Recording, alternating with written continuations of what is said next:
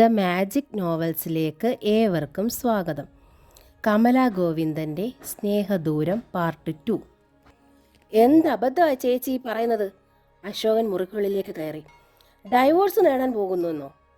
തെല്ല് ഗൗരവത്തിലും ശാസനയുടെ സ്വരത്തിലുമാണ് അശോകൻ ചോദിച്ചത്. നന്ദയുടെ തൊട്ടിളയവനാണ് അശോകൻ. എങ്കിലും വീട്ടിൽ ഒറ്റയാണെന്ന നിലയിൽ അച്ഛൻ്റെ അഭാവത്തിൽ ഗൃഹനാഥൻ എന്നൊരു പദവി കൂടി ഉണ്ടവന്. അതിൻ്റെ ഒരു അധികാര സ്വരവും ഭാവവും എപ്പോഴുമുണ്ട്. അശോകൻ്റെ ഇളയതാണ് മായ. നന്ദയുടെ വിവാഹം കഴിഞ്ഞ് അധികം വൈകാതെ മായയുടെ വിവാഹവും നടന്നു. അതുകൊണ്ട് തന്നെ രേവതി ടീച്ചർ ഒട്ടും വൈകാതെ അശോകനെ കൊണ്ട് വിവാഹം കഴിപ്പിച്ചു. പോസ്റ്റ് ഗ്രാജുവേറ്റാണ് അശോകൻ. ഇന്നോളം ഒരു നല്ല ജോലി ലഭിച്ചിട്ടില്ല. അതാണ് അശോകൻ്റെയും രേവതി ടീച്ചറിൻ്റെയും സങ്കടം. അയാൾ ഒരു ട്യൂട്ടോറിയൽ കോളേജ് സ്വന്തമായി നടത്തുന്നു. സാമാന്യം വരുമാനമുണ്ട്. പക്ഷേ ഒരു ജോലിയുടെ മാന്യത ട്യൂട്ടോറിയൽ കോളേജ് ഉടമയ്ക്കില്ലെന്നാണ് അശോകൻ്റെ സങ്കടം. നന്ദ അനിയനെ നോക്കി. രേവതി ടീച്ചറും മകനെ നോക്കി. കുട്ടികളുണ്ടാകാത്തത് ഒരു കുറ്റമാണോ? അശോകൻ ചോദിച്ചു. അതാരെങ്കിലും മനഃപൂർവ്വം ചെയ്യുന്നതാണോ? കുറ്റമാണെന്ന് ആരും പറഞ്ഞില്ല കുട്ടാ, നന്ദ പറഞ്ഞു. അശോകൻ എന്ന പേര് ഔദ്യോഗികമായി മാത്രമേ ഉപയോഗിക്കാറുള്ളൂ. വീട്ടിലുള്ളവർക്കും നാട്ടുകാർക്കുമൊക്കെ അറക്കലെ അശോകൻ കുട്ടനാണ്. പിന്നെന്താ ഡൈവോഴ്സിൻ്റെ കാര്യം പറഞ്ഞത്? അതാണ് നല്ലതെന്ന് തോന്നുന്നു, നന്ദ പറഞ്ഞു. അങ്ങനെ ചേച്ചിക്ക് മാത്രം തോന്നിയാൽ മതിയോ? അശോകൻ കൂടുതൽ ഗൗരവപ്പെട്ടു. ഞാൻ അളിയനെ ഒന്ന് കാണട്ടെ. നീ വെറുതെ എടുത്തു ചാടണ്ട, രേവതി ടീച്ചർ അശോകനോട് പറഞ്ഞു. നിന്റെ എടുത്തുചാട്ടം ഒന്നിനും ഒരു പരിഹാരമല്ല. പിന്നെന്താ അമ്മ പറയുന്നത്? ചേച്ചി പറയുന്നത് അങ്ങ് സമ്മതിച്ചു കൊടുക്കാനോ? അശോകൻ അമ്മയെ കുറ്റപ്പെടുത്തി. അവളൊന്നും ഒരു കാര്യം വന്ന് പറഞ്ഞെന്നല്ലേ ഉള്ളൂ. അതിനു മുമ്പ് നീ ഗൗരവപ്പെടുന്ന എന്തിനാ? ശബ്ദം കേട്ടിട്ടാവാം ലതയുടെ മുഖവും വാതുക്കലേക്ക് നീണ്ടുവന്നു. വെറുതെ ഒരു പറച്ചിലിന് വന്നതല്ലമ്മേ ഞാൻ, നന്ദ പറഞ്ഞു. ഞാനത് തീരുമാനിച്ചിട്ടാണ് പറഞ്ഞത്. അവർ പറഞ്ഞോ നന്ദ നിന്നോട് ഡൈവോഴ്സിനെ കുറിച്ച്? രേവതി ടീച്ചർ ചോദിച്ചു. ഇല്ല. പിന്നെ നീ ഇങ്ങനൊരു തീരുമാനിക്കാൻ കാരണം? അവിടെ ഒരു കുഞ്ഞു വേണോ അമ്മേ? അവർ അത്രയേറെ ആഗ്രഹിക്കുന്നു, നന്ദ പറഞ്ഞു. ഒരു കുട്ടിയെ ദത്തെടുത്താൽ തീരാനുള്ള പ്രശ്നമല്ലേ ഉള്ളൂ, അശോകൻ പറഞ്ഞു. കുട്ടികളുണ്ടാവില്ലെന്ന് വെച്ചാൽ മിക്കവരും ചെയ്യുന്നത് അങ്ങനെയാണ്. ദത്തെടുക്കാൻ ഒരിക്കലും ഇഷ്ടപ്പെടാത്തവരുണ്ട്, നന്ദ പറഞ്ഞു. ഒരു കുഞ്ഞിനെ ദത്തെടുത്താൽ എൻ്റെ പ്രശ്നം തീർന്നു. എനിക്ക് ആ കുഞ്ഞിനെ സ്നേഹിക്കാനും കഴിയും. പക്ഷെ അവർക്കോ? ആരാൻ്റെ കുട്ടിയെ സ്വന്തമായി കരുതാൻ അവർക്ക് കഴിയുമോ? കുഞ്ഞുണ്ടാകാൻ ഉണ്ണിച്ചേട്ടന് വിധിയുണ്ടാവില്ല, വാതുക്കൽ നിന്ന ലതയാണ് പറഞ്ഞത്. അതുകൊണ്ടല്ലേ നന്ദേച്ചിയെ തന്നെ കെട്ടാൻ വിധി ഉണ്ടായതും? ചില ദൈവവിധികൾ തിരുത്താനാകില്ലതേ മനുഷ്യൻ വിചാരിച്ചാൽ, നന്ദ പറഞ്ഞു. ഉണ്ണി പറഞ്ഞോ നിന്നോട് വേറെ കെട്ടുമെന്ന്? രേവതി ടീച്ചർ ചോദിച്ചു. പാവം, അങ്ങനെ മനസ്സിൽ പോലും കരുതിയിട്ടില്ല, നന്ദ പറഞ്ഞു. പിന്നെ ചേച്ചി എന്താ ഇത്രയ്ക്ക് പുണ്യാളത്ത് ചമയെന്നാണ് എനിക്ക് മനസ്സിലാവാത്തത്, അശോകൻ പറഞ്ഞു. അവർ പറഞ്ഞോ നന്ദ നീ എവിടെ നിൽക്കണ്ടാന്ന്? സത്യം പറയും. രേവതി ടീച്ചർ മകളുടെ തോളത്ത് പിടിച്ച് കണ്ണുകളിലേക്ക് നോക്കി. എന്നോട് അങ്ങനെ പറഞ്ഞില്ലമ്മേ. പിന്നെ ഞാനറിയാതെ ഉണ്ണിയേട്ടനെ അവർ പലപ്പോഴായി നിർബന്ധിച്ചു മറ്റൊരു വിവാഹത്തിന്. എന്നോടതൊന്ന് സൂചിപ്പിക്കാൻ പോലും കഴിയാതെ ഉണ്ണിയേട്ടൻ പിടയുന്നു. നന്ദയ്ക്ക് സ്വരം തെല്ലിടറിപ്പോയി. ഈശ്വരി ചേച്ചിക്ക് ഇങ്ങനെയൊരു മുഖമുണ്ടോ? രേവതി ടീച്ചർ ചോദിച്ചു. ചേച്ചി അറിയാതെ വിവാഹം നടത്താനോ? അശോകൻ നെറ്റി ചുളിച്ചു. അല്ല, സമയമാകുമ്പോൾ പറയുമായിരിക്കും. എന്നെ ഉപേക്ഷിക്കാനോ ഒന്നും അച്ഛനും അമ്മയും പറഞ്ഞിട്ടില്ല. എനിക്കും അവിടെ കഴിയാം. ഭർത്താവിൻ്റെയും വീടിൻ്റെയും ഒക്കെ അവകാശം എന്ന പേരിൽ കഴിയാം, അവഗണിക്കപ്പെട്ടു. അത് വേണോ അമ്മേ? എന്ന് വെച്ചത് ഭർത്താവിൻ്റെ വീടല്ലാതാകുമോ? അവകാശം വെറുതെ കളയണോ? ലത ചോദിച്ചു. ഒരു വീട്ടിൽ കഴിയുമ്പോൾ ആ വീടിനും അതിനുള്ളിലുള്ളവർക്കും ആത്മാവും ആത്മഹർഷവും വേണമല്ലതേ. ഇത് രണ്ടുമില്ലെങ്കിൽ അവിടെ കഴിയുന്നവർക്ക് ശ്വാസം മുട്ടും. എൻ്റെ ജീവിതം ശപിക്കപ്പെട്ടതായി. എന്നെ കെട്ടിയെന്ന ഒറ്റ കാരണം കൊണ്ട് ഉണ്ണിയേട്ടനെയും ആ വീടിനെയും ഞാൻ എൻ്റെ ശാപത്തിലേക്ക് തന്നെ എക്കാലവും തള്ളിയിടണോ? ലത അശോകനെ നോക്കി അർത്ഥവത്തായി. എനിക്കും ജീവിക്കാം അവിടെ എക്കാലവും. ആരും ഇറങ്ങിപ്പോകാൻ എന്നോട് പറയില്ല. ഒരു കോടതി എനിക്കായി വിധിക്കുകയുമില്ല, ഉറപ്പാണത്. പക്ഷേ ആ തുറുപ്പ് ചീട്ടിട്ട് അവിടെ മരണം വരെ പറ്റിക്കൂടാൻ നന്ദയ്ക്കാവില്ലമ്മേ. രേവതി ടീച്ചർ നന്ദയുടെ തോളിൽ മെല്ലെ തട്ടി. നന്ദയ്ക്ക് വേണ്ടത് കൃത്രിമ ചിരിയും അവഗണിക്കപ്പെടുന്ന സ്നേഹത്തിൻ്റെ പങ്കുമല്ല. അമ്മയ്ക്കറിയാലോ ആ വീട്ടിൽ ഞങ്ങൾ എങ്ങനെയാണ് കഴിഞ്ഞിരുന്നതെന്ന്. ഉണ്ണിയേട്ടൻ്റെ അമ്മയും ഈ അമ്മയുമായി ഒരിക്കലും ഞാൻ വ്യത്യാസം കണ്ടിട്ടില്ല. സ്നേഹം മാത്രം പൂത്തു നിന്നിരുന്ന വീട്. ഇത്രയും നാൾ മൂടി വെച്ച് കൃത്രിമമായി ചിരിച്ചു. ഇനി അതുണ്ടാകില്ലമ്മേ. മൂടി തുറന്നുപോയി. രഹസ്യത്തിൻ്റെ കണ്ണി പൊട്ടിപ്പോയി. ഇനി മൂടുപടമില്ല. അതുകൊണ്ട് തന്നെ ഈർഷ്യ നിറഞ്ഞ മുഖവും സ്നേഹരഹിതമായ ശബ്ദവും ഇനിയും ഉണ്ടാകും. അതുണ്ടായാൽ എനിക്ക് സഹിക്കാനാവില്ലമ്മേ. അതിനു മുമ്പ് എനിക്ക് യാത്ര പറയണം. അളിയനോ? അശോകൻ ചോദിച്ചു. ഉണ്ണിയേട്ടൻ ജീവിതകാലം മുഴുവൻ അഡ്ജസ്റ്റ് ചെയ്യുമായിരിക്കും. പക്ഷേ എന്നെ താലി കെട്ടിപ്പോയി ഒറ്റ കാരണത്താൽ ഞാൻ ആ വീട്ടിലുള്ളവരെ അപ്പാടെ ശിക്ഷിക്കണോ? പ്രത്യേകിച്ച് എൻ്റെ ഉണ്ണിയേട്ടനെ. ഇത് കേട്ടാൽ തോന്നുന്നു എന്തോ മനഃപൂർവ്വം വരുത്തി വെച്ചതാണെന്ന്. അശോകൻ തീരെ മയമില്ലാതാണ് പറഞ്ഞത്. മനഃപൂർവ്വമല്ല കുട്ടാ, ഇതൊരു ദൈവവിധിയാണ്. പക്ഷേ ഞാൻ പറഞ്ഞില്ലേ, ചില ദൈവവിധികൾ വെല്ലുവിളികളായി നമ്മൾ സ്വീകരിക്കണമെന്നു. ഈ വേദാന്തമൊന്നും പ്രായോഗികമല്ല ചേച്ചി, അശോകൻ തീർത്ത് പറഞ്ഞു. എന്തുകൊണ്ടല്ല? നിന്റെ അഭിപ്രായം അവിടെ മറ്റൊരു വിവാഹം നടന്നാലും ഞാൻ പോരാൻ പാടില്ലെന്നാണോ? മറ്റൊരു വിവാഹം അവിടെ നടക്കാനോ? എന്നാൽ ആ മനുഷ്യൻ്റെ കുടല് ഞാൻ എടുക്കും. അശോകൻ വല്ലാതെ ശോഭിച്ചു. എടാ, നന്ദയ്ക്ക് അത് ഒട്ടും ഇഷ്ടമായില്ല. എന്താടാ അതും ഇതും വിളിച്ചു കൂവുന്നത്? രേവതി ടീച്ചർ ശാസിച്ചു. മറ്റൊരു വിവാഹത്തിന് ഒരിക്കലും സമ്മതിക്കാതെ ഭർത്തൃ വീട്ടിൽ കടിച്ചു തൂങ്ങിക്കിടക്കുന്ന സ്ത്രീകൾ ഒരുപാടുണ്ടാകാം. വിട്ടുപോരാനാകാത്ത സ്നേഹം ഉള്ളിലുണ്ടായിട്ടോ അതിങ്ങോട്ട് കിട്ടുമെന്ന് പ്രതീക്ഷിച്ചിട്ടോ ആവില്ല പലരും അതിനൊരുമ്പെടാത്തത്. പലർക്കും അതിനുള്ള മനത്തൻ്റെ ഇടമില്ല. പലരുടെയും പ്രശ്നം അതും ആവില്ല. നന്ദ തുടർന്നു. കഴിക്കാൻ 3 നേരത്തെ ആഹാരം, ഉടുക്കാൻ വസ്ത്രം, സുരക്ഷിതമായി തലചായ്ക്കാൻ ഒരിടം, ഇതൊക്കെയാവും പലരുടെയും ലക്ഷ്യം. തിരിച്ചു ചെന്നാൽ ജനിച്ച വീട്ടിൽ പോലും ഒരു പക്ഷേ ഇത് 3ഉം കിട്ടിയെന്ന് വരില്ല. നന്ദ അതേ ഭാവത്തോടെ തുടർന്നു. അങ്ങനെ അവഗണിക്കപ്പെട്ട് കടിച്ചു തൂങ്ങി ഞാൻ എന്തിന് കിടക്കണോ അമ്മേ? ആഹാരത്തിനും വസ്ത്രത്തിനും ഉള്ളത് ഞാൻ ജോലി ചെയ്തുണ്ടാക്കുന്നുണ്ട്. തലചായ്ക്കാൻ ഈ മുറി എനിക്ക് തിരിച്ചു കിട്ടില്ലേ അമ്മേ? പിന്നെ ഭർത്താവിൻ്റെ കൂടെയുള്ള ഉറക്കം, അത് ഞാൻ മനഃപൂർവ്വം വേണ്ടെന്ന് വെച്ചാൽ പ്രശ്നം തീരില്ലേ? കണ്ണുകൾ തുളുമ്പിപ്പോയി രേവതി ടീച്ചറിന്. നീ നിന്നേക്കാൾ കൂടുതൽ ആ വീടിനെയും അവിടെ ഉള്ളവരെയും സ്നേഹിക്കുന്നു, അവർ പറഞ്ഞു. ശരിയാണമ്മേ. നന്ദയുടെ നെഞ്ചിനുള്ളിൽ കണ്ണീർ കെട്ടി നിന്നു. ഞാൻ സ്നേഹിക്കുന്നു വല്ലാതെ. അതുകൊണ്ട് തന്നെയാണ് ഈ തീരുമാനവും. കാരണം അവരെന്നെ ഒരിക്കലും ശപിക്കരുത്. ഞാൻ പോന്നു കഴിഞ്ഞാലും അവരെന്നെ സ്നേഹിക്കണം. രേവതി ടീച്ചർ മകളെ നല്ലവണ്ണം നോക്കി. നന്ദ ഒന്നും വെറുതെ പറയുന്നവളല്ലെന്ന് ടീച്ചറിനറിയാം. നന്നേ ചിന്തിച്ച് എന്തെങ്കിലും തീരുമാനിച്ചാൽ അഴിയുകയുമില്ല. അച്ഛൻ മരിക്കുമ്പോൾ നിങ്ങൾ മക്കളെ 3നെയും നല്ല നിലയിൽ എത്തിക്കാനായിട്ടാണ് ഞാൻ കഷ്ടപ്പെട്ടത്. അത്രയും. കുട്ടന് മാത്രമേ ലേശം മോശമുള്ളൂ. എന്നാലും അതൊരു കോട്ടമായി ഞാൻ കരുതുന്നതേയില്ല. എല്ലാം സ്വസ്ഥമായെന്ന് കരുതി സമാധാനിക്കാൻ എനിക്കും വിധിയില്ലായിരിക്കും. അവർ സങ്കടപ്പെട്ടു. അപ്പോൾ നന്ദേച്ചിയുടെ ഇഷ്ടത്തിന് തുള്ളാൻ അമ്മയും തീരുമാനിച്ചോ? അശോകൻ നെറ്റി ചുളിച്ചു. ഞാൻ എന്ത് തീരുമാനിക്കാനാടാ? പറഞ്ഞത് അവളല്ലേ? ലത അശോകനെ തോണ്ടി. അവൻ തിരിഞ്ഞു നോക്കി. അവൾ കണ്ണ് കാണിച്ച് വരാൻ പറഞ്ഞു. അശോകൻ അവൾക്ക് പിന്നാലെ വാതിൽ കടന്നുപോയി. അമ്മ അവിടെ വരണം. ഉണ്ണിയേട്ടനോടും അച്ഛനോടും അമ്മയോടും ഇക്കാര്യം പറയണം, നന്ദ പറഞ്ഞു. അപ്പോൾ നീ അവരോടൊന്നും ഇതൊന്നും പറയാതാണോ പോകുന്നത്? പറഞ്ഞാൽ ഉണ്ണിയേട്ടൻ എന്നെ വിടുവോ അമ്മേ? ഞാൻ വന്ന് എന്തു പറയാനാ പെണ്ണേ? രേവതിക്ക് ആകെ നിസ്സഹായാവസ്ഥ തോന്നി. അമ്മയുടെ യുക്തം പോലെ നന്ദയുടെ ശബ്ദം താഴ്ന്നു. 30 വർഷം കൊണ്ട് ലക്ഷക്കണക്കിന് കുട്ടികളെ പഠിപ്പിച്ച് വിട്ടതല്ലേ അമ്മ? മനുഷ്യ മനസ്സുകളെ അമ്മയോളം പഠിച്ച് മനസ്സിലാക്കിയിട്ടില്ല ഞാൻ. ആ അമ്മയ്ക്ക് ഞാൻ പറഞ്ഞു തരണോ? രേവതി ടീച്ചർ മുഖം കുനിച്ചു. അവരുടെ കണ്ണുകൾ തുളുമ്പിപ്പോയി. 4 വർഷം മുമ്പ് നിന്നെ കൈ പിടിച്ച് അവനെ ഏൽപ്പിക്കാൻ ഞാൻ എത്ര പാടുപെട്ടു. ഇപ്പോൾ ഇനി നിങ്ങളെ തമ്മിൽ പിരിക്കാനും കൊടുത്ത കൈ തിരിച്ചെടുക്കാനും ഞാൻ തന്നെ പാടുപെടണം അല്ലേ? നന്ദ അമ്മയുടെ സ്വരമേ കേട്ടുള്ളൂ, മുഖം കണ്ടില്ല.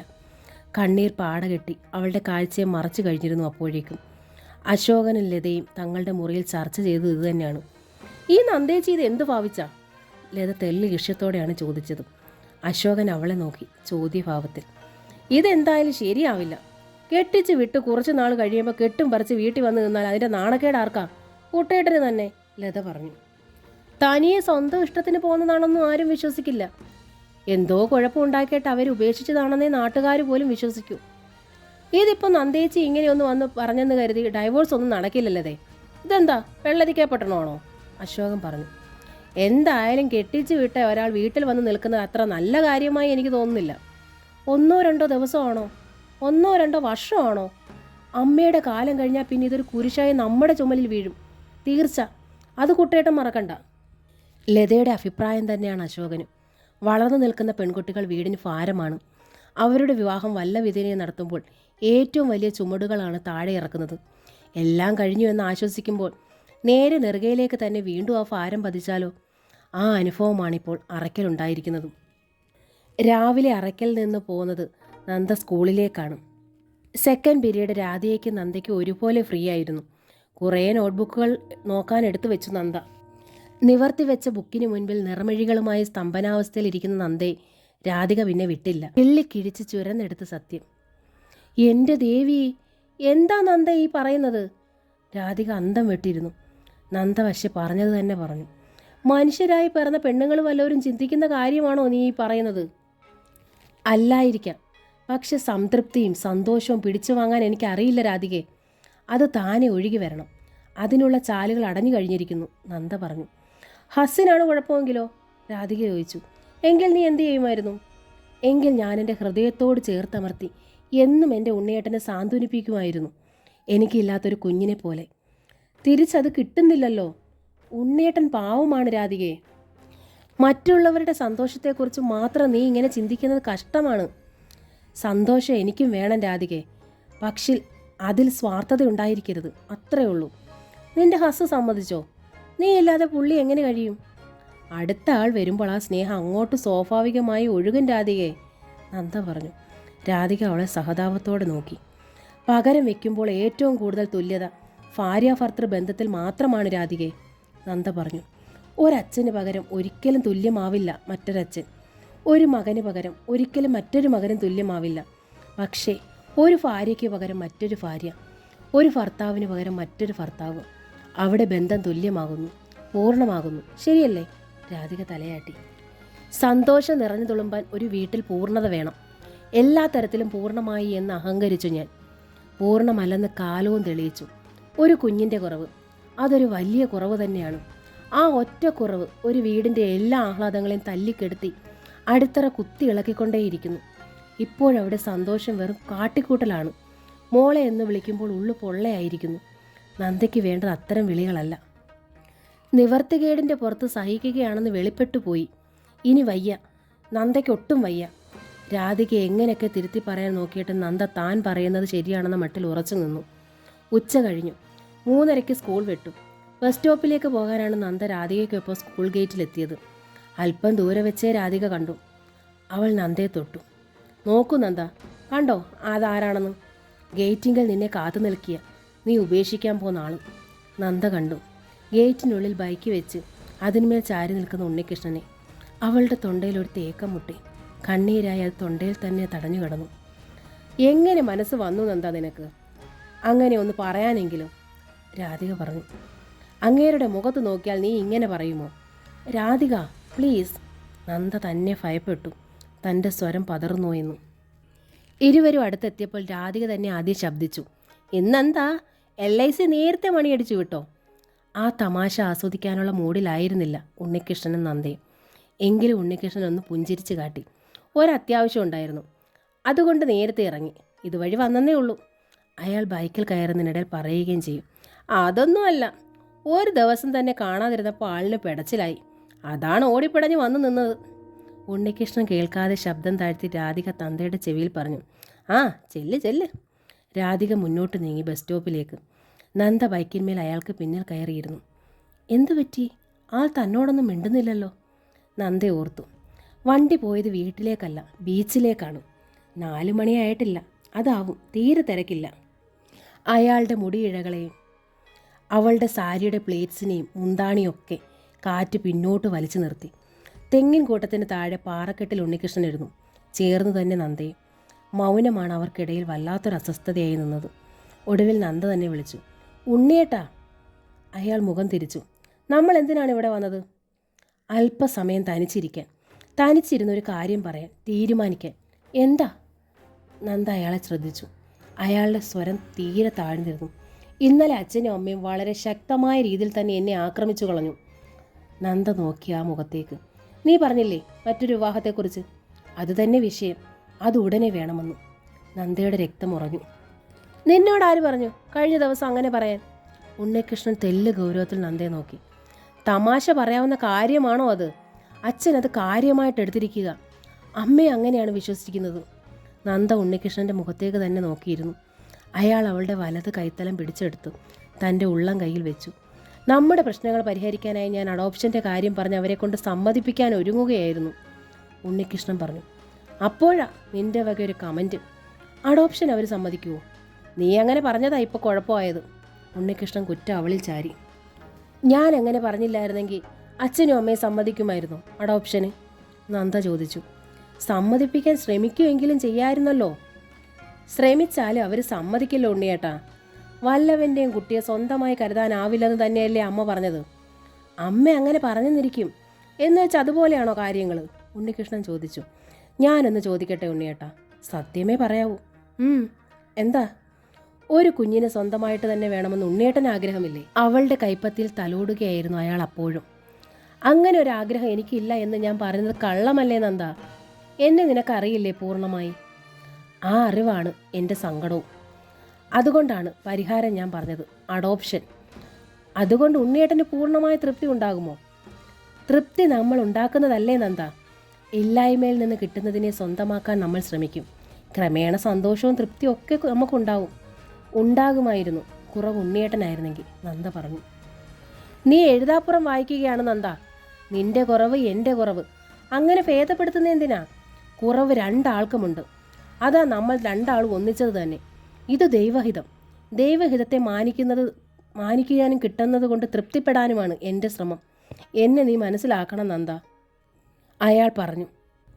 അങ്ങനെ തൃപ്തിപ്പെട്ടതായി അഭിനയിച്ചെങ്കിലും നമുക്ക് കഴിയാമായിരുന്നു, നമ്മൾ മാത്രമായിരുന്നെങ്കിൽ. പക്ഷെ അങ്ങനല്ലല്ലോ. നമ്മുടെ കൂടെ അച്ഛനുണ്ട്, അമ്മയുണ്ട്. അവർ കൂടെ സമ്മതമാകണ്ടേ, തൃപ്തിയാകണ്ടേ? എല്ലാവരുടെയും സമ്മതം നോക്കിയിട്ടൊന്നും ജീവിക്കാനാവില്ല നന്ദ, ഉണ്ണികൃഷ്ണൻ പറഞ്ഞു. കുറച്ചൊക്കെ നമ്മൾ കണ്ടില്ല കേട്ടില്ല എന്ന് നടിക്കണം. ഒരു കണ്ണും ഒരു കാതും കൊട്ടിയടയ്ക്കണം. സ്നേഹം കൃത്രിമോ അഭിനയം ആകരുത് ഉണ്ണിയേട്ടാ. അങ്ങനെ ആകുന്നത് സങ്കടമാണ്, നന്ദ പറഞ്ഞു. അസ്തമയ സൂര്യൻ കടലിലേക്ക് താഴുമ്പോഴാണ് അവർ എഴുന്നേറ്റത്. എന്നിട്ട് ഉറച്ച തീരുമാനം ഇരുവരും എടുത്തിരുന്നില്ല. വീട്ടിലെത്തുമ്പോൾ ഇരുട്ട് ചേക്കേറിയുന്നു എല്ലായിടവും. സിറ്റൗട്ടിൽ തന്നെ ഉണ്ടായിരുന്നു ഈശ്വരി മുകുന്ദനും. എവിടെ ആയിരുന്നടാ നിങ്ങൾ? സമയം എത്രയാണെന്നറിയാമോ? ഈശ്വരി അരിശപ്പെട്ടു. ഓ, അല്പം വൈകി, ഉണ്ണികൃഷ്ണൻ പറഞ്ഞു. ഈശ്വരി നന്ദയുടെ നേരെ തിരിഞ്ഞു. നീ ഇന്നലെ നിന്റെ വീട്ടിൽ പോയി ഒരക്ഷരം പറഞ്ഞായിരുന്നോടി എന്നോട്? നന്ദ മുഖം കുനിച്ച് നിന്നതേ ഉള്ളൂ. ഓ, എന്തിന്? വയസ്സായ രണ്ടാളുകൾ എന്ത് ചോദിക്കാൻ? എന്ത് പറയാൻ? ഒക്കെ അവരവരുടെ തീരുമാനങ്ങൾ, മുകുന്ദൻ സ്വയം പരിഹസിച്ചു പറഞ്ഞു. വന്നിട്ടോ ചുറ്റി നടപ്പ്. സന്ധ്യയ്ക്ക് മുമ്പ് വീട്ടിലെത്തി സന്ധ്യാനാമം ജപിക്കാൻ തോന്നിയില്ലല്ലോ. കണ്ടില്ലേ? നാശമല്ലേ ഫലം? ദൈവം അങ്ങ് കണ്ണടച്ച് പിടിച്ചാൽ കുറ്റിയേറ്റ് പോകാണ്ടിരിക്കുമോ? നന്ദ അകത്തേക്ക് കയറിപ്പോയി. എന്താ അച്ഛാ ഇത്? നല്ല അസഹ്യതയിൽ ഉണ്ണികൃഷ്ണൻ ചോദിച്ചു പോയി. ഒരു കണ്ണും ഒരു കാതും കൊട്ടിയടയ്ക്കണം, ഉണ്ണികൃഷ്ണൻ പറഞ്ഞ് നന്ദ ഓർത്തു. അവൾ തങ്ങളുടെ മുറിയുടെ വാതിക്കൽ എത്തിയിരുന്നു. പക്ഷെ പറയുന്നത് കേൾക്കാതിരിക്കാനോ കൺമുമ്പിലുള്ളത് കാണാതിരിക്കാനോ ആവുമോ? മുമ്പ് തനിക്കും ഉണ്ണിയേട്ടനും എന്തിനും സ്വാതന്ത്ര്യമുണ്ടായിരുന്നു. ഇവിടെ ഉള്ളവർക്കന്ന് മനസ്സിൽ സ്നേഹമുണ്ടായിരുന്നു. എന്തിനേയും ന്യായീകരിക്കാൻ പാകപ്പെട്ട മനസ്സുണ്ടായിരുന്നു. ഇന്നത് രണ്ടുമില്ല. നന്ദ മുറിയിലേക്ക് കയറി. ഒറ്റ ദിവസത്തെ തൻ്റെ അസാന്നിധ്യം. മുറിയാകെ അലങ്കോലപ്പെട്ട് കിടക്കുന്നു. ബെഡിനപ്പുറത്ത് ഭിത്തിയിലുള്ള ഷെൽഫ് തുറന്ന പടി. അതിനുള്ളിൽ അടുക്കി വെച്ചിരുന്ന ഡ്രസ്സുകളെല്ലാം അലങ്കോലപ്പെട്ടിരിക്കുന്നു. ഉറങ്ങിയിട്ട് എണീറ്റു പോയ പടി ബെഡും വിരിച്ച ഷീറ്റും സ്ഥാനം കെട്ടി തെറ്റിക്കിടക്കുന്ന തലയണയും. നന്ദ ആ ബെഡിലേക്കിരുന്നു. ഇവിടെ ഉണ്ണിയേട്ടൻ്റെ നിശ്വാസമുണ്ട്, ചൂടുണ്ട്, താൻ ഇന്നലെ നഷ്ടപ്പെടുത്തിയ സാമീപ്യം. ചുമലിൽ സ്പർശനം. നന്ദ മുഖം തിരിച്ചു. അവളോട് ചേർന്ന് നിൽക്കുകയാണ് ഉണ്ണികൃഷ്ണൻ. നന്ദയുടെ നെഞ്ചിനുള്ളിലൊരു വിറയലായി. ഇന്നലെ ഈ സാമീപ്യവും സ്പർശനവും ഇല്ലാഞ്ഞിട്ട് താൻ ഉറങ്ങിയില്ല. ഓർത്തു കിടന്നു കൊതിയോടെ, ആൾ അടുത്ത് വന്നിരുന്നെങ്കിലെന്ന്. എന്നിട്ടാണ് എന്നേക്കുമായി നഷ്ടപ്പെടുത്തുന്നതിനെക്കുറിച്ച് താൻ ഈ പറയുന്നത്. ഇന്നലെ എനിക്ക് ഒറ്റയ്ക്കങ്ങ് വല്ലാണ്ടായി. വണ്ടി എടുത്ത് രാത്രിയിൽ തന്നെ അറക്കിലേക്ക് വരാൻ തോന്നി, ഉണ്ണികൃഷ്ണൻ പറഞ്ഞു. നന്ദയ്ക്ക് തൊണ്ടയിൽ കണ്ണീർ വെക്കി. ഒരു ദിവസം താൻ അടുത്തില്ലാതെ വന്നപ്പോൾ ഓടി വരാൻ തോന്നിയെന്ന്. ഈ ആളിനെയാണ് താൻ പിരിയാൻ ശ്രമിക്കുന്നത്, മറ്റൊരു സ്ത്രീക്ക് വേണ്ടി വഴി തുറക്കുന്നത്. നന്ദ എഴുന്നേറ്റു. മുടിയൊന്ന് നേരെയിട്ട് സാരിയുടെ പ്ലീറ്റ്സും തുമ്പും ശരിയാക്കിയിട്ട് നന്ദ മുമ്പോട്ട് നീങ്ങി. നീ എവിടെ പോന്നു? ചായ വേണ്ടേ? വേണം. അതിനു മുമ്പ് കിട്ടേണ്ട ഒന്നുണ്ട്. വാ, ഇവിടെ വാടി, അയാൾ പറഞ്ഞ് അവളെ വാരി പിടിച്ച് തന്നിലേക്ക് ചേർത്തു. അവളുടെ മുഖം പിടിച്ചുയർത്തി. തൻ്റെ മുഖം തെല്ല് താഴ്ത്തി ഒരു ചുംബനം. ആ നിമിഷം അവൾ സ്വയം പറഞ്ഞു, ഇല്ല, എന്തു വന്നാലും പിന്നോട്ടില്ല. ഈ ആളെ എനിക്ക് വേണം. ഈ സ്നേഹം മുഴുവനും എനിക്ക് വേണം. മറ്റാർക്കും ഞാൻ കൊടുക്കില്ല. എന്തിനു വേണ്ടിയാലും വിട്ടുകൊടുക്കില്ല. അവളിൽ നിന്ന് മുഖമുയർത്തിയിട്ട് അയാൾ നോക്കി. നന്ദയുടെ മിഴികളിലെ നക്ഷത്ര തിളക്കം കണ്ടു. ഇന്നലെ നീ ഉറങ്ങിയോ? ഇല്ല എന്നവൾ കണ്ണുകൾ അടച്ചു കാട്ടി. എന്തിനാ നീ ഇന്നലെ പെട്ടെന്ന് പോയത് എന്നെ ഇട്ടേച്ച്? നന്ദയുടെ മിഴികൾ തുളുമ്പിയതേ ഉള്ളൂ. നിന്റെ അമ്മയുടെ ഒപ്പം കിടന്നപ്പോൾ നിനക്ക് സമാധാനം കിട്ടിയോ? നന്ദ അയാളുടെ മാറിലേക്ക് മുഖം ചേർത്ത് പിടിച്ച് പൊട്ടിക്കരഞ്ഞു പോകാതിരിക്കാൻ. നീയും എന്നെ വേദനിപ്പിച്ചോ? അച്ഛനും അമ്മയും മറുവശത്തു നിന്ന് ഞാൻ എന്താ വേണ്ടത്? അവളെ തലോടി തഴുകിക്കൊണ്ട് അയാൾ പറഞ്ഞു. അച്ഛനെ അമ്മയും പറഞ്ഞ് മനസ്സിലാക്കാനോ തിരുത്താനോ എനിക്കാവില്ല. പിന്നെ നിനക്ക് എന്നെ മനസ്സിലാവില്ലേ? അവൾ മൂളി. അഡോപ്ഷനെക്കുറിച്ചാണ് ഞാൻ പറയുന്നത്. അയാൾ അവളുടെ മുഖം പിടിച്ചുയർത്തി. നമ്മുടെ കാര്യം നമ്മളാണ് തീരുമാനിക്കുന്നത്. 4 മണി മുതൽ ഞാൻ പറഞ്ഞതൊക്കെ ഈ കാര്യമാണ്, മനസ്സിലായോ? പക്ഷേ അച്ഛൻ്റെ അമ്മയുടെയും പ്രതികരണം കണ്ടില്ലേ? ഒരു കണ്ണും ഒരു കാതും മൂടണം. ഞാൻ പറഞ്ഞില്ലേ, എനിക്ക് വേണ്ടി, നമുക്ക് വേണ്ടി. പ്രോമിസ്? അയാൾ കൈ നീട്ടി. അവൾ ആ കൈ എടുത്ത് തൻ്റെ മാറിൽ ചേർത്തു. പിന്നെ അതരങ്ങളിലേക്ക് അമർത്തി. പ്രോമിസ്. ഉണ്ണികൃഷ്ണൻ്റെ മുഖം പ്രഫുല്ലമായി. ചായ എടുക്കുമ്പോഴും അത് കൊണ്ടുപോയി മുകുന്ദനും ഈശ്വരിക്ക് കൊടുക്കുമ്പോഴും നന്ദ ശ്രദ്ധിച്ചു. കടന്നൽ കുത്തിയ ഭാവം രണ്ടാളിനും. രാത്രി ഊണ് വിളമ്പുമ്പോഴും അങ്ങനെ തന്നെ. ഉണ്ണികൃഷ്ണൻ്റെ മുഖത്തെ ദയനീയത എല്ലാം സഹിക്കാൻ നന്ദയെ പ്രേരിപ്പിച്ചു. ശനിയാഴ്ച വൈകുന്നേരം സന്ധ്യാവിളക്കിന് മുമ്പിൽ നന്ദയും ഈശ്വരിയും നാമം ജപിച്ച് എണീക്കുമ്പോഴാണ് ഫോൺ ചിലച്ചത്. ഈശ്വരിയാണ് ഫോൺ അറ്റൻഡ് ചെയ്തത്. സംഭാഷണം കഴിഞ്ഞ് അവർ എല്ലാവരോടുമായി പ്രഖ്യാപിച്ചു, ശ്യാമയും കുട്ടികളെയും കൂട്ടി ശിവൻകുട്ടി ഓമനെ ഇങ്ങോട്ട് നാളെ വരികയാണെന്ന്. ശിവൻകുട്ടി ശ്യാമ ഈശ്വരിയുടെ ഇളയ സഹോദരനാണ്. ഓമന ഭാര്യയും. അവരുടെ മൂത്ത മകളാണ് ശ്യാമ. ശ്യാമയ്ക്ക് ഇളയവർ ഒരാണും ഒരു പെണ്ണും. ശ്യാമയെ വിവാഹം ചെയ്ത സുധാകരൻ ഡൽഹിയിലാണ്. അവിടെയാണ് അയാൾക്ക് ജോലി. ശ്യാമ പ്രസവത്തിനായി നാട്ടിലെത്തിയതാണ്. കുട്ടിക്കിപ്പോൾ 6 മാസം കഴിഞ്ഞിരിക്കുന്നു. മൂത്ത കുട്ടിക്ക് 3 വയസ്സ്. കുട്ടികളെയും ശ്യാമയെ ഡൽഹിക്ക് കൊണ്ടുപോകാൻ സുധാകരൻ വരുന്നു. അതിനു മുമ്പ് വേണ്ടപ്പെട്ട ബന്ധുക്കളുടെ എല്ലാവരുടെയും വീടുകളിൽ ഒരു ഓട്ടപ്രദക്ഷിണ നടത്തി എല്ലാവരെയും കാണാൻ ശ്യാമ ആഗ്രഹിക്കുന്നു. അതിനുള്ള വരവാണിത്. നന്ദയ്ക്ക് ഒന്നുകൂടി അറിയാം. ഉണ്ണിയേട്ടൻ തന്നെ വിവാഹം കഴിക്കുമ്പോൾ ശ്യാമയ്ക്ക് വയസ്സ് 17 ആയിട്ടുള്ളൂ. LIC ഉദ്യോഗസ്ഥനും സുന്ദരനുമായ ഉണ്ണിയേട്ടനെ ശ്യാമയ്ക്ക് വേണ്ടി അന്ന് അമ്മാവൻ ആലോചിച്ചതാണ്. ഉണ്ണിയേട്ടന് അതിൽ തീരെ താല്പര്യം ഉണ്ടായിരുന്നില്ല. തമ്മിൽ 10ഓളം വയസ്സ് വ്യത്യാസമുണ്ട്. മാത്രമല്ല, ഞാൻ അവളെ എടുത്തുകൊണ്ട് നടന്ന് ഒരുപാട് കൊഞ്ചിച്ചിട്ടുണ്ട്. കല്യാണം ആലോചിക്കുമ്പോൾ 17 വയസ്സുള്ള ഒരു കൊച്ചുകുട്ടിയായിരുന്നവൾ. ലോകമെന്തെന്നോ ജീവിതം എന്തെന്നോ അറിയാത്ത പരുവം. ഉണ്ണിയേട്ടൻ തന്നെ പറഞ്ഞിട്ടുണ്ട് ഇതും. തന്നെയുമല്ല, പ്രായോഗിക ബുദ്ധിയുള്ള ഏതൊരു ഉദ്യോഗസ്ഥനെയും പോലെ ജീവിത ഭദ്രതയ്ക്കായി ഒരു ഉദ്യോഗസ്ഥയെ തന്നെയാണ് ഉണ്ണിയേട്ടനും ആഗ്രഹിച്ചിരുന്നത്. ആ അഭിപ്രായമായിരുന്നു അച്ഛനും അമ്മയ്ക്കും. പക്ഷെ തങ്ങളുടെ വിവാഹാലോചന നടന്ന കാലയളവിൽ തന്നെ അമ്മാവൻ വാശിക്ക് ശ്യാമയുടെ വിവാഹവും നടത്തി, സുധാകരനുമായിട്ട്. പക്ഷെ തന്നെ ഇന്നും ഒരു പ്രതിയോഗിയായിട്ടേ പലപ്പോഴും ശ്യാമയ്ക്ക് കാണാൻ കഴിയുന്നുള്ളൂ എന്ന് തോന്നിയിട്ടുണ്ട്. 21-ാം വയസ്സിൽ 2 കുട്ടികളുടെ അമ്മയായിരിക്കുന്നു അവൾ. അക്കാര്യത്തിൽ അവൾ ഭാഗ്യവതി തന്നെ. അതിരാവിലെ തന്നെ നന്ദ ഉച്ചയ്ക്കത്തെ സദ്യയ്ക്ക് ഒരുക്കങ്ങൾ തുടങ്ങി, മീനും ഇറച്ചിയും ഉൾപ്പെടെ. നന്ദ കുളിച്ചിറങ്ങുമ്പോൾ വിരുന്നുകാരെത്തി കാപ്പി കുടിക്കുന്നു. ഡൈനിങ് റൂമിൽ അച്ഛൻ്റെ അമ്മയുടെ ഒപ്പമുണ്ട് അമ്മാവനും അമ്മായിയും. 45 കഴിഞ്ഞതേ ഉള്ളൂ അമ്മാവന്. യൗവനം തീർന്നിട്ടില്ല അമ്മായിക്കും. മുടിയിൽ തുവർത്ത് ചുറ്റിവെച്ച് നന്ദ അവർക്കരികിൽ ചെന്ന് കുശലം ചോദിച്ചു. ശ്യാമ വന്നില്ലേ? നന്ദ ജിജ്ഞാസയോടെ ചോദിച്ചു. ഉവ്വ്, ഹാളിലുണ്ട്, അമ്മായി പറഞ്ഞു. നന്ദ അങ്ങോട്ട് ചെന്നു. മിഴികളൊന്ന് കുളിർത്തുപോയി നന്ദയ്ക്ക്. ഉണ്ണികൃഷ്ണൻ്റെ നെഞ്ചോട് പറ്റിച്ചേർന്ന് ശ്യാമയുടെ ഇളയ കുട്ടി കിഷൻ, മൂത്ത കുട്ടി ലക്ഷ്മി ഉണ്ണികൃഷ്ണൻ്റെ മടിയിലും. ശ്യാമ ഉണ്ണികൃഷ്ണൻ്റെ അരികിൽ നിന്ന് ചിരിക്കുകയും വായി തോരാതെ സംസാരിക്കുകയും ചെയ്യുന്നു. നന്ദ അടുത്ത് ചെന്നു ലക്ഷ്മിയുടെ താടിയിൽ പിടിച്ചൊന്ന് മുത്തി. വരൂ മോളെ, ആൻറ്റി എടുക്കാം. നന്ദ കൈ നീട്ടി. ലക്ഷ്മി വായി തുറന്നു. കുഞ്ഞരി പല്ലുകൾ നിരന്നു. പരിചയമില്ലാത്തവരുടെ അടുത്ത് മോൾ അങ്ങനെ പോകാറില്ല. ശ്യാമ ധൃതിയിൽ ലക്ഷ്മി എടുത്തുകൊണ്ട് അകത്തേക്ക് പോയി. നന്ദ കിഷനെ ശ്രദ്ധിച്ചു. ഉണ്ണികൃഷ്ണൻ്റെ മാറിൽ കുഞ്ഞി കൈകൊണ്ട് വെറുതെ തട്ടുന്നു, പൂവിൻ്റെ ചുംബനം പോലെ. മിഴിയുന്ന ഉണ്ടക്കണ്ണുകൾ, പതിഞ്ഞ മൂക്ക്, ചോരച്ചുവപ്പാർന്ന ചുണ്ടുകൾ, തുടുതുടുത്ത മുഖം, കുറുകുറേ ശരീരം, ഇളം റോസാപ്പൂവിൻ്റെ നിറം. വഴിയരിയിലിരിക്കുന്ന കലണ്ടർ വിൽപ്പനക്കിടക്കാരിൽ ചിലപ്പോൾ കാണാറുള്ള കുഞ്ഞിൻ്റെ ചിത്രപ്പതിപ്പുകൾ പോലെ. ഉണ്ണികൃഷ്ണൻ നന്ദയെ നോക്കി പുഞ്ചിരിച്ചു. നന്ദ കുഞ്ഞിനെ കൈനീട്ടി വാരിയെടുത്തു മാറോട് ചേർത്തു. ഒരു പിടി പനിനീർപ്പൂക്കൾ നെഞ്ചിൽ അമർന്നതുപോലെ. പെട്ടെന്ന് ആ പൂങ്കുല തട്ടിപ്പറിക്കപ്പെട്ടു. ശ്യാമയായിരുന്നത്. മോന് പാല് കുടിക്കാറായി, അവൾ പറഞ്ഞു. നന്ദയ്ക്ക് വിഷമം തോന്നി. കിഷനെ മാറിൽ ചേർത്ത് ഒരു നിമിഷം പോലും പിടിക്കാൻ പറ്റിയില്ലല്ലോ. 10 മിനിറ്റ് കൊണ്ട് ഉണ്ണികൃഷ്ണന് നന്ദയെ മനസ്സിലാക്കി. ലക്ഷ്മി അമിതമായി കുസൃതി കാട്ടുന്ന തരമാണെന്ന്. അടുക്കി പെറുക്കി ഭംഗിയിൽ വെച്ചിരുന്നവയെല്ലാം കൂട്ടി വാരി വലിച്ചിട്ടു. ചിലതൊക്കെ തട്ടി ഉടച്ചു. ഉച്ചയൂണ് കഴിഞ്ഞ് എല്ലാവരും സിറ്റൗട്ടിലാണ്. നന്ദ പാത്രങ്ങളൊക്കെ കഴുകി വൃത്തിയാക്കി വെച്ച് വരുമ്പോൾ ലക്ഷ്മി ഒരു സ്റ്റൂൾ വലിച്ചു നീക്കിയിട്ട് TV മേലിരിക്കുന്ന ഒരു ശില്പം വലിച്ചെടുക്കുകയാണ്. കുഞ്ഞിനെ മുലയൂട്ടുന്ന ഒരമ്മ, സ്ഫടികത്തിൽ തീർത്തത്.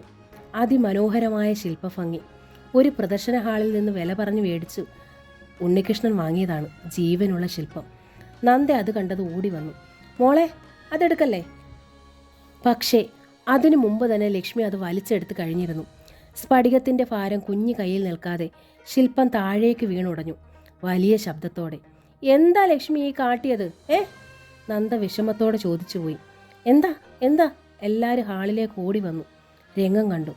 ലക്ഷ്മി ഇതെടുത്ത് താഴെയിട്ട് ഉടച്ചു, നന്ദ പറഞ്ഞു. അത് ഉടഞ്ഞു പോയതിൽ അമിതമായ സങ്കടവും ദേഷ്യവും ഉണ്ണികൃഷ്ണനും ഉണ്ടായി. പക്ഷെ അയാൾ ഒന്നും പറഞ്ഞില്ല. ഓഹോ, ഇതായിരുന്നോ ബഹളം? ശിവൻകുട്ടി തീരെ നിസ്സാരതയോടെ ചോദിച്ചു. ഓ, ഞാൻ ഓർത്തു പോയല്ലോ, ഈ ടി വി ആ മോള് പൊട്ടിച്ചതെന്നു. അത് കേട്ടപ്പോൾ ഈശ്വരിയും നന്ദയെ നീരസത്തിൽ നോക്കി. ശ്യാമ ലക്ഷ്മിയുടെ തുടയിൽ ആഞ്ഞടിച്ചു. അസത്തെ, മര്യാദയ്ക്കിരിക്കാൻ വയ്യേടി. അയ്യോ ശ്യാമേ, നന്ദ തടഞ്ഞു. കുഞ്ഞിനെ തല്ലല്ലേ. ഞാൻ തല്ലും. ശ്യാമ നന്ദയ്ക്ക് നേരെ ചീറി. എൻ്റെ കൊച്ച, ഞാൻ നൊന്ത് പ്രസവിച്ചതാ. ഞാനതിനെ തല്ലുവോ കൊല്ലുവോ ചെയ്യും. ആരാ ചോദിക്കാൻ? മറ്റൊരു വീടാണെന്ന് പോലും മറന്ന് ദേഷ്യവും വെറുപ്പും പ്രകടിപ്പിച്ച് ശ്യാമ പറഞ്ഞു. ഇത്തിരിയില്ലാത്ത കുഞ്ഞ് അതിൻ്റെ കയ്യിൽ നിന്ന് വീണുടഞ്ഞു. അതിനാ ഈ പുകില്. ചുമ്മാതല്ല, ദൈവം അറിഞ്ഞ ഒരു കുഞ്ഞിക്കാല് തരാഞ്ഞത്. നന്ദ പൊളഞ്ഞു പോയി. കുഞ്ഞുങ്ങളുടെ കുസൃതി മനസ്സിലാക്കണമെങ്കിലേ പ്രസവ വേദന അറിയണം. അതിന് പറ്റാത്ത മലടികൾക്കൊന്നും അത് മനസ്സിലാവത്തില്ല. മലടി. ചാട്ടവാർ അടിയേറ്റതുപോലെ നന്ദ വീണ്ടും പൊളഞ്ഞു. ആ വാക്ക് ചുറ്റും പ്രതിധ്വനിച്ചു. അതാ ഞാൻ എൻ്റെ കൊച്ചുങ്ങളെ കൈ കൊടുക്കാഞ്ഞത്. ഇത്തരം മലടികൾ തൊട്ടാലേ കൊച്ചു കുഞ്ഞുങ്ങളാ, അതിന് ദോഷം പറ്റും. നന്ദയുടെ മിഴികൾ പതറി പതറി നേരെ ഓരോരുത്തരെയും കടന്നൊടുവിൽ ഉണ്ണികൃഷ്ണനിൽ വരെ എത്തി. ആരും ഒന്നും മിണ്ടിയില്ല. ശ്യാമയുടെ പ്രസ്താവന എല്ലാവരും അംഗീകരിച്ചോ? ഉണ്ണികൃഷ്ണനും. അന്ന് ഞാൻ വന്ന അളിയൻ്റെയും ചേച്ചിയുടെയും കാല് പിടിച്ചു പറഞ്ഞതാ ഉണ്ണിക്ക് എൻ്റെ ശ്യാമയെ തരാമെന്ന്. അന്നേരം അളിയനും ചേച്ചിക്ക് എന്തൊരു പവറായിരുന്നു. ഉദ്യോഗസ്ഥയെ മതിയായിരുന്നു. ഉദ്യോഗസ്ഥ മരുമോളെ കൊണ്ടുവന്നിട്ട് വച്ചിട്ടിപ്പോൾ എന്തായി? നിങ്ങളുടെ മോൾക്ക് ഉദ്യോഗമില്ലെന്ന് പറഞ്ഞായിരുന്നു വലിയ കുറവ്. ഓമന ഭർത്താവിനോട് ചേർന്നു. എല്ലാം തികഞ്ഞവൾ വന്നപ്പോൾ അത്യാവശ്യം വേണ്ടത് മാത്രം ഇല്ലാണ്ട് പോയി. അപ്പോഴാണ് ദീർഘനിശ്വാസത്തോടെ ഈശ്വരി പറഞ്ഞത്. പോയ ബുദ്ധി ഇനിയിപ്പോൾ ആന പിടിച്ചാലും വലിച്ചാലും തിരിച്ചു വരും ഓമനെ. ഉണ്ണികൃഷ്ണൻ ഞെട്ടലോടെ അമ്മയെ നോക്കി. ആ, പറ്റിപ്പോയ അബദ്ധത്തിൽ നിന്നൊന്ന് തലയുരുന്നത് എങ്ങനെയാണെന്ന് മാത്രമാ ശിവൻകുട്ടി ഇപ്പോഴത്തെ എൻ്റെ ചിന്ത. അത് കേട്ടത് ശ്യാമ നന്ദയെ നോക്കി ഒന്ന് ചിറി കൊട്ടി തൃപ്തിയായ മട്ടിൽ. നന്ദയ്ക്ക് നേരെ ചൈത്രത്തിൽ പ്രഖ്യാപിച്ച ആദ്യത്തെ തുറന്ന യുദ്ധമായിരുന്നു അത്. മുറിയിൽ എത്തിച്ചേർന്നത് എങ്ങനെയാണെന്ന് പോലും നന്ദയ്ക്ക് അറിഞ്ഞില്ല. അവിടെ എത്തി ബെഡിലേക്ക് വീണൊന്ന് പൊട്ടിക്കരയണമെന്ന് അവൾക്ക് തോന്നി. പക്ഷേ മുറിയിൽ എത്തിക്കഴിഞ്ഞപ്പോൾ അതിനും കഴിഞ്ഞില്ല. മലടി. ആ വാക്ക് അങ്ങനെ പ്രതിധ്വനിക്കുകയാണെന്ന് ആണുകയാണ് ചുറ്റും. മലടികൾ തൊട്ടാൽ കുട്ടികൾക്ക് ദോഷമാണത്രേ. നന്ദ അനുഭവിക്കുന്ന തീവ്രവേദന അത്രയും ഉൾക്കൊണ്ട് ഞെളിഞ്ഞു പിരിയുകയായിരുന്നു ഉണ്ണികൃഷ്ണൻ. എന്താ അച്ഛാ ഇത്? ഇത്രയൊക്കെ ക്രൂരത വേണോ? അത് ഒരാളെ മുമ്പിൽ നിർത്തിക്കൊണ്ട് തന്നെ. അതിനിപ്പോൾ ഞാനെന്നാ പറഞ്ഞടാ? മുകുന്ദൻ കൈ മലർത്തി. പറഞ്ഞു വന്നപ്പോൾ ബാക്കി പറഞ്ഞെന്നല്ലേ ഉള്ളൂ. തിരിച്ചടിക്കുകയും തിരിഞ്ഞു കുത്തുകയും ഇല്ലെന്ന് ബോധ്യം വന്നാൽ പിന്നെ എന്തും പറയാമല്ലോ. ഉണ്ണികൃഷ്ണൻ കുറ്റപ്പെടുത്തി. കഴിഞ്ഞ കാലങ്ങൾ ഇത്ര പെട്ടെന്ന് മറക്കരുതായിരുന്നു ആരും. ശിവൻകുട്ടി അമ്മാവനും ഓമനയമ്മായി എന്ന് വന്നാലും എല്ലാവിധ വിഭവങ്ങളും ഉണ്ടാക്കി സ്നേഹപൂർവ്വം ഊട്ടിവിടുന്നതാണ് നന്ദ. ഇന്നും അങ്ങനെ തന്നെ. മൃഷ്ടാനം ഭുജിച്ചിട്ട് അതുണ്ടാക്കി വിളമ്പിയവളുടെ നെഞ്ചിനുള്ളിലേക്ക് കൂർത്ത പാരകൾ അടിച്ചിറക്കുന്നു. വേദനിക്കും എന്നറിഞ്ഞിട്ട് തന്നെ, വേദനിപ്പിക്കാൻ തന്നെ. കഴിഞ്ഞതൊക്കെ ആര് മറന്നെന്നാ നീ പറയുന്നത്? ശിവൻകുട്ടി അമ്മാവൻ ചോദിച്ചു. അതൊക്കെ ഓർത്തുകൊണ്ടിരുന്ന ഇവിടെ ഒരു കുഞ്ഞുണ്ടാവുമോടാ? കുഞ്ഞ് ആര് പറഞ്ഞു കുഞ്ഞിനെ വേണമെന്ന്? ഉണ്ണികൃഷ്ണൻ നീരസത്തോടെ ചോദിച്ചു. എനിക്കില്ലാത്ത വിഷമം എന്തിനാ അമ്മാവാ നിങ്ങൾക്കൊക്കെ ഈ കാര്യത്തിൽ? അപ്പോൾ ഞങ്ങൾ അന്യരാണല്ലേടാ? അമ്മായി ചോദിച്ചു. അല്ലേലും നിനക്ക് പണ്ടേ ഞങ്ങളോട് അത്ര സ്ഥായിയല്ല, ഞങ്ങൾക്കറിയാം. ഓമന അമ്മായി ഒരു പടി കൂടി കടന്നു. അല്ലെങ്കിലേ ദേ ഈ കുഞ്ഞുങ്ങൾ, ഇതുങ്ങൾ ഈ വീട്ടിൽ ഓടിക്കളിച്ച് വളരേണ്ടതല്ലേടാ? അതൊക്കെ ഇനിയിപ്പോൾ പറഞ്ഞിട്ട് എന്തിനാമേ?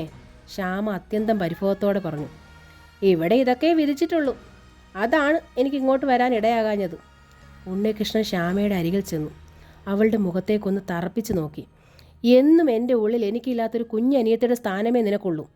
അന്നും ഇന്നും ഒരു വല്യേട്ടൻ്റെ സ്ഥാനത്ത് നിന്ന് ഒരു ഉപദേശം കൂടി തരട്ടെ നിനക്ക് ഞാൻ. ഉണ്ണികൃഷ്ണൻ ദേഷ്യവും സങ്കടവും ഉള്ളിലൊതുക്കി ചോദിച്ചു. എന്താണെന്ന് ചോദ്യഭാവം ശ്യാമയുടെ കണ്ണുകളിൽ. ഈ 2 കുട്ടികളെ നീ പ്രസവിച്ചത് നിന്റെ മിടുക്കല്ല. ഇവിടെ ഒരു കുട്ടി പിറക്കാത്തത് നന്ദയുടെ മിടുക്ക് കുറവുമല്ല. എല്ലാം തരുന്നതും തരാതിരിക്കുന്നതും ദൈവമാണ്. കിട്ടിയവർ അഹങ്കരിക്കരുത്, കിട്ടാത്തവരെ താഴ്ത്തുകയും അരുത്. ദയവ് ചെയ്ത് ഇത്രയും കാര്യം കൂടിയെങ്കിലും നീ മനസ്സിലാക്കിയിരിക്കണം, മേലിലെങ്കിലും. ശ്യാമ വിളറിപ്പോയി. അതേ ഭാവമായിരുന്നു അമ്മാവനും അമ്മായിക്കും. താൻ ശ്യാമയെ വിവാഹം ചെയ്യാതിരുന്നതിൽ അന്നേ അവർക്ക് വിഷമമുണ്ടായിരുന്നു. വിഷമം വാശിക്ക് വഴിമാറി. ഉദ്യോഗസ്ഥനായ സുധാകരൻ്റെ ആലോചന വന്നപ്പോൾ ഒട്ടും ആലോചിക്കാതെ അതങ്ങ് നടത്തി. പോരെങ്കിൽ ഡൽഹിയിൽ. എടുത്തുചാട്ടക്കാരിയാണ് ശ്യാമ. അവൾക്കും വാശിയായിരുന്നു തന്നോട്. ശ്യാമയേക്കാൾ 12 വയസ്സിന് മൂത്താണ് സുധാകരൻ. വിവാഹം നടക്കുമ്പോൾ ശ്യാമയ്ക്ക് 17 വയസ്സിൻ്റെ കുട്ടിത്വവും സുധാകരന് 29 വയസ്സിൻ്റെ പക്വതയും. ശ്യാമയുടെ വിവരക്കേടും പിടിവാശിയും അനാവശ്യമായ ആരോപണങ്ങളും കൂടിയായപ്പോൾ വഴക്കൊരു നിത്യസംഭവമായി. പോരെ, അതും അന്യ വീട്ടിൽ ഒറ്റയ്ക്ക് കഴിയുമ്പോൾ. ശ്യാമയുടെ പ്രായം കണക്കിലെടുത്ത് വിവരമില്ലായ്മയും പിടിവാശിയും തിരുത്തിയെടുക്കാനൊന്നും സുധാകരൻ മെനക്കെടാറില്ല. 2 കുട്ടികളുണ്ടായി. എങ്കിലും തമ്മിൽ പിരിഞ്ഞാൽ കൊള്ളാമെന്ന് രണ്ടാൾക്കും തോന്നുന്നുണ്ട്. പക്ഷേ അങ്ങനെ പിരിയാവുന്നൊരു ബന്ധമല്ലല്ലോ വിവാഹം എന്നത്. സുധാകരൻ്റെ വീട്ടുകാരാണെങ്കിലോ തീരെ സംസ്കാരവും മര്യാദയും ഇല്ലാത്തവർ. അവർ ബന്ധം വഷളാക്കാനല്ലാതെ ഇരുവരെയും കാര്യം പറഞ്ഞ് മനസ്സിലാക്കാനോ തിരുത്താനോ ശ്രമിക്കാറില്ല. പോരെങ്കിൽ സുധാകരന് വേണ്ടത്ര എരിവും പുളിവും നൽകുകയും ചെയ്യും. അതാണ് രീതി. കുട്ടികളില്ലെങ്കിൽ പോലും താനും നന്ദയെ സന്തോഷമായിട്ട് കഴിയുന്നത് കാണുമ്പോൾ എന്നും കണ്ണുകടിയുണ്ട് ശിവൻകുട്ടി അമ്മാവനും ഓമനയമ്മായിക്കും. ശ്യാമയ്ക്കാണെങ്കിൽ നഷ്ടബോധവും. അവർ മൂവരും കുട്ടികളെയും കൊണ്ട് പോയി കഴിഞ്ഞപ്പോൾ ഉണ്ണികൃഷ്ണൻ വീണ്ടും മുകുന്ദൻ്റെ അടുത്ത് ചെന്നു. വിരുന്നുകാരെ കൊണ്ട് ഇവിടെ ഉള്ളവരെ പരിഹസിപ്പിച്ച് രസിക്കുകയായിരുന്നു രണ്ടാളും ഇല്ലേ? അയാൾ ചോദിച്ചു. അവർ പറയുമ്പോൾ എന്താപ്പാ ഞങ്ങൾ ചെയ്യേണ്ടത്? ഈശ്വരി ചോദിച്ചു. മിണ്ടരുതെന്ന് പറയണോ? അമ്മ പറയണമായിരുന്നു. അമ്മയുടെ ബന്ധുക്കളല്ലേ. അമ്മയ്ക്കാണ് പറയാൻ കൂടുതൽ ബാധ്യത. അമ്മയുടെ ബന്ധുക്കളെ അപമാനിക്കണ്ടല്ലോ എന്ന് കരുതിയിട്ടാണ് ഞാനൊന്നും മിണ്ടാതിരുന്നത്. ഒന്നുമില്ലെങ്കിലും നന്ദ എൻ്റെ കൂടെ കഴിയുന്ന പെണ്ണാണെന്നെങ്കിലും അമ്മ ഓർക്കണമായിരുന്നു. ഓ, നിൻ്റെ കൂടെ കഴിഞ്ഞു. എന്നാത്തിന്? എന്തുണ്ട് അതുകൊണ്ട് ഫലം? തെല്ല് പരിഹാസത്തോടെ അത്രയും പറഞ്ഞിട്ട് മുകുന്ദൻ മുറ്റത്തേക്ക് ഇറങ്ങിപ്പോയി. ഉണ്ണികൃഷ്ണൻ വിഷമത്തോടെ ഒരു നിമിഷം നിന്നു. പിന്നെ നന്ദയെ സമാധാനിപ്പിക്കാനായി അകത്തേക്ക് കയറി. സ്നേഹദൂരം എന്ന നോവലിൻ്റെ പാർട്ട് 2 ഇവിടെ പൂർണ്ണമാവുകയാണ്. അടുത്ത ഭാഗം ഉടനെ അപ്ലോഡ് ചെയ്യുന്നതായിരിക്കും. ഈ നോവൽ നിങ്ങൾക്ക് ഇഷ്ടമായെങ്കിൽ പ്ലീസ് ഒന്ന് ഷെയർ ചെയ്ത് ലൈക്ക് ചെയ്ത് സബ്സ്ക്രൈബ് ചെയ്യണേ. Thank you.